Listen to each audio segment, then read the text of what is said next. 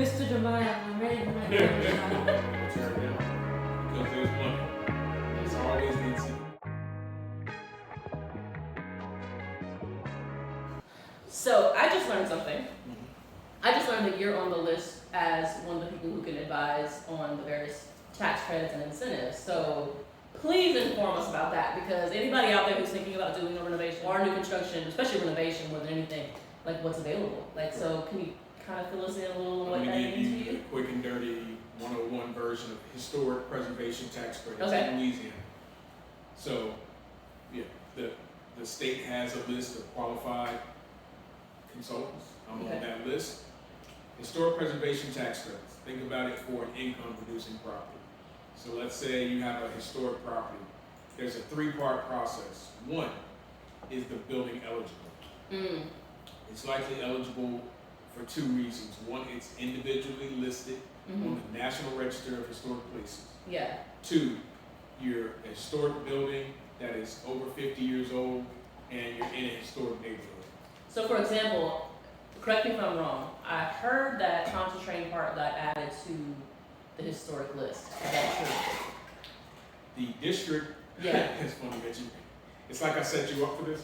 So, Pontchartrain Park, there is a historic district. Yeah. And actually, when I was working at Campo, I'm the one who actually applied to have Ballard University included in that historic district. So Okay. it was always, it's been a historic district for a while, Yeah. and all the way up until Ballard University is actually included in Wow, that historic. okay. It's actually a cultural district, I believe, which also lets you, arts and cultural district, Yeah. which also lets you take advantage of the state historic preservation tax credits. Okay. So it's a 3-part process. One says, is the building eligible? So you file that, you can file that with the part 2. The part 2 says, I'm going to do this in accordance with the Secretary of Interior guidelines for rehabilitation. Okay. What that just means is, you have an old building, you say, well, there's graffiti on this brick in the French Quarter. I'm just gonna pressure wash it with some acid or whatever solution, and then I'm gonna put new windows in there. They say, hold on, let's look at one, can you even pressure wash it? So if you think about brick, that French Quarter brick and mortar is softer. So they're gonna tell you how strong of a PSI you can use on that brick. And PSI is pressure. Pressure. Thank Kind you. of pressure. They're also going to tell you, hey, you actually can't use a wire bristle brush. You actually have to use a soft bristle brush. Say that again. Soft bristle brush. That's just an example of the brick. Then windows and doors are very important. So they're going to look at how are you restoring this building. And the main thing they want to do is they want to bring a building back into commerce while also maintaining the architectural character defining features. Okay. So if you have an old bank building in the French Quarter, you're not just going to lower the ceilings and do a lot of modern things. Yeah. You want to keep the overall architectural character. So the preservation consultant, a lot of them are architects, are going to guide you through how to renovate this building correctly. And part 3 says, okay, after we said we're going to do this, here are photos showing that we did exactly what we said we're going to do. Okay. And that's it. And then, so that's the 3 steps. Why would you do it? Seems like you're adding a lot of cost, whether you just renovate this building or tear it down, because there's money.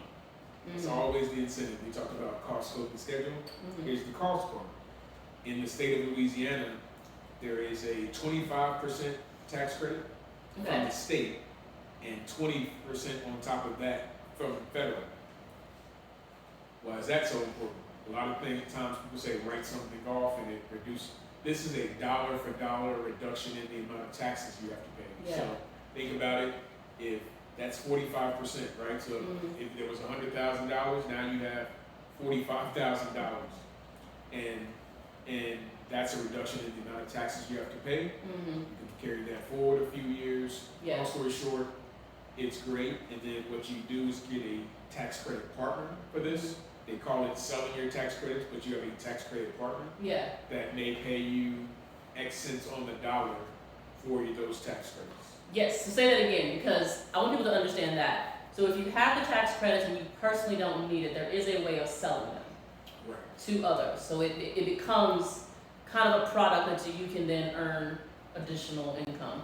And as an architect, I always like to tell you what I'm good at and where my info stops. Yeah. I'm good at telling you that you need a tax credit accountant. Exactly. Because they're going to audit everything and they're going to tell you so much more, and they're going to make sure that you're not leaving anything on the table as well. So they're going to tell you, oh, okay, this is eligible, this isn't eligible. So you don't just have an architect. You usually have an architect that, in best editions, is a historic tax credit consultant. Yeah. And then you have an attorney that does the deal, and then you have a tax credit accountant that does the audit and makes sure you're not leaving any money on the table. That everybody on that team is worth their weight in gold. Yeah. To make sure you do things correctly, and after you do it correctly once, you're gonna say, why wasn't I doing this on every project? Absolutely. Right. And I want to encourage everybody, because Michael has already taught us several things today about how to build a home according to what you want and remain on budget, how to how an architect is useful in helping you plan for investment or renovation.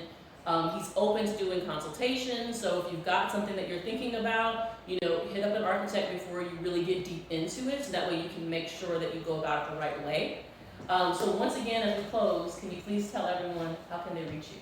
Sure. First of all, you can call me.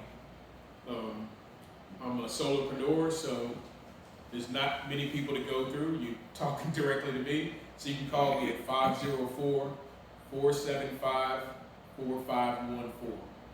And the company is I Need an Architect, and you can go to ineedanarchitect.com, and hopefully you'll send them also a link to me. Absolutely. This will be on LinkedIn, and they can catch me with a lot of posts on LinkedIn and Instagram. ineedanarchitect.com, or my name is Michael Ballard.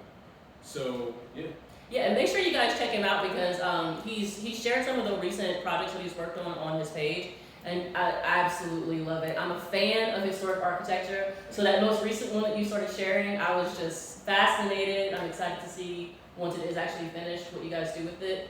So be sure to look up Michael and see his work there on LinkedIn. And once again, I'm Jessica Bordelon, Realtor with Berkshire Hathaway in New Orleans. Thank you very much. All right, thank you.